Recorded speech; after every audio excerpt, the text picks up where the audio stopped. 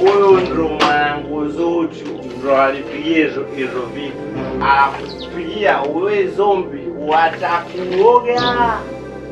We mke wangu kipenzi wa Azizi Nyonga mkaia hili.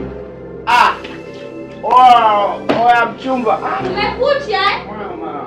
Mke wangu kipenzi sweetheart. Mama Miro barafu moyo wangu wanikosha kweli kweli. Na ukinipa Mama Miro kitandani mwenzako na umekucha? Umekucha konje? Njoo sweetheart, I'm coming now. Fungua mlango wa geti nao.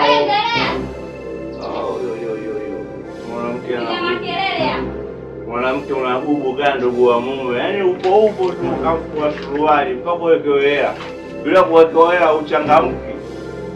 Njoo mke wangu kipenzi sweetheart, ulichekenya moyo wangu na rafiki. Shida nini? Mke wangu kweli. Ulipotoka ndani moyo wangu wafanya na mgongo kafanya kata. Nikasikia na kichwa kikafanya mke wangu wa haki ya nani umekuwa pisi. Umekuwa mzuri. Unajua mke wangu kipenzi, wewe ndo barafu moyo wangu. Kuliko mchepuko wewe mchepuko wewe. Tena usiongee chochote wewe. Lakini tena nyamaza kabisa. Ujarudi nyumbani siku 3. Siku 3. Leo umeenda kunywa kilabuni, leo ndo unarudi nyumbani. Ni chamba. Sasa wewe mbona kama takunipanda kichwani. Kwa kisa mfungo ndio umefunga kuoga au sio? Lakini pombe hujaacha. Wewe mke wangu usichokijua, unaweza ukawa unafunga mwezi mtukufu wa Ramadhani, ila mwisho wa picha unakuja unazini, unakuja hautoi sadaka, unakuja unanyanyapaa watu kwenye kula. Bora mimi ni kunywa pombe. Mungu tu anajua hichi kiume kishashindikana. Au kwa sababu mwambie. Wewe unaniambia nisinywe pombe, nikikuangalia hata kwenye kiatu ujai. Hivi wewe ndo mwalimu mwanangu. Mwanangu, hebu mwambie huyu mzee. Wewe unasemaje? Unataka kusemaje? Sinywe pombe. Sijamfundisha mtoto, kaongea mwenyewe. Unaona mtoto anapolalamika hapa kisa wewe. Siku hizi hujarudi nyumbani. Mungu wangu unajua nilikuwa kwenye mtitizo. Sio nirudi hivi na kumbe. Nilikuwa bwana basi unamjua mjomba Ismaili. Mjomba Ismaili ameniambia, "Oya ndugu yangu Baba Miro, nimekuona tupite pale Kilimani." Ndio matatizo hayo. Hayo ndo matatizo hayo. Mke wangu kweli matatizo tena ni makubwa yaliyonikuta hata kabisa. Ndio nakupa story. Matatizo yenyewe kayaanzisha mjomba Ismaili, mke wangu kipenzi Nyonga mkalia hili.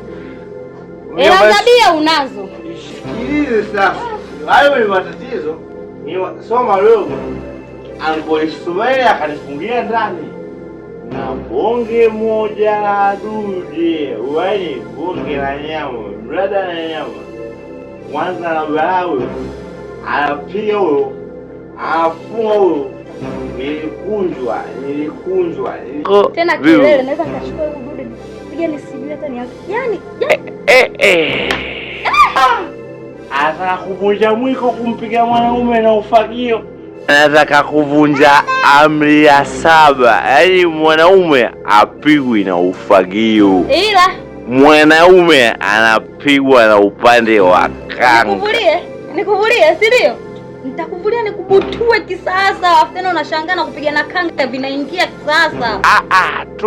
Tuya mke wangu, usivue hadharani, kuna mtoto ataona kibata vumbi. Tuya kwanza. Aste kama Hamza wa kanuni. Umeelewa shoga yangu? Udugu wangu wa uchungu. Kaya ujue mwanamke mweza kumnyukua kuzimu kufa. Nimeuza. Siambiliki, sisikiki. Nipo tuka natafuta kiki. I love you my Milo, hebu nenda ndani. Nisikilize nikuelekeze, ngoja kwanza. Kila nitachukua mtu pia. Naona nikikaa. Tuya. Onja msisimko. Unajua kusogea mimi kwanza mpaka nilikuwa mrefu. Kisa ni wewe. Ujinga wako nikirudi tu ugu unalazimisha kuoga kila siku. Ukaoge. Mimi sitaki kuoga, nitapunguza mwili. Nimeufunga mdomo ili nisiongee, lakini unalazimisha niongee.